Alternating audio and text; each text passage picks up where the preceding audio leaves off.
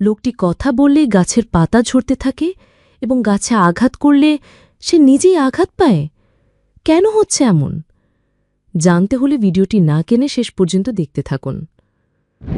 লোকটির একটি অদ্ভুত রোগ হয়েছে। সে কথা বললেই তার মুখ থেকে অনবরত গাছের পাতা বেরিয়ে আসে। আরও ভয়ের বিষয় হল, সে হাত দিয়ে মুখ ঢাকার চেষ্টা করলেও কোনো লাভ হয় না।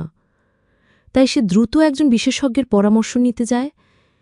কিন্তু উত্তর যা পায় তা হল, সে যতবার একটি করে শব্দ বলে, গাছ থেকে একটি করে পাতা ঝরে পড়ে। যদি গাছের সব পাতা ঝরে যায়, তাহলে তারও অস্তিত্ব থাকবে না। প্রথমে লোকটি এসব বিশ্বাসই করে না। সে বড় গাছটির সামনে গিয়ে র‍্যাপ গাইতে শুরু করে, যতক্ষণ না সে পাতাগুলোকে ঝরঝর করে পড়তে দেখল। লোকটি সঙ্গে সঙ্গে ভয় পেয়ে যায়। এরপর সে দ্রুত একটি কুড়াল নিয়ে আসে এই ভয়ঙ্কর ঘটনাটি আটকানোর জন্য।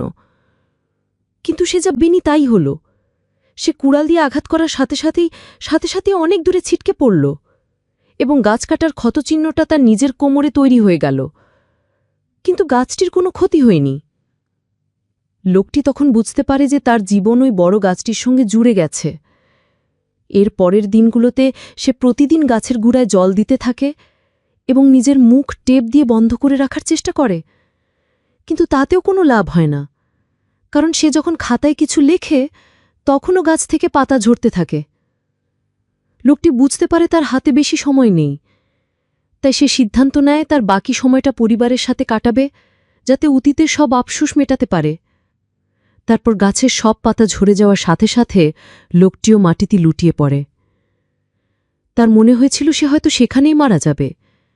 কিন্তু অবাক করা ব্যাপার হল, বড় গাছটি তার আগের যৌবন ফিরে পায়। এর সাথে সাথে লোকটিও বেঁচে যায়। প্রিয় ভিউয়ার্স, এই মুভিটি কে কে দেখেছেন কমেন্ট করে জানাতে ভুলবেন না।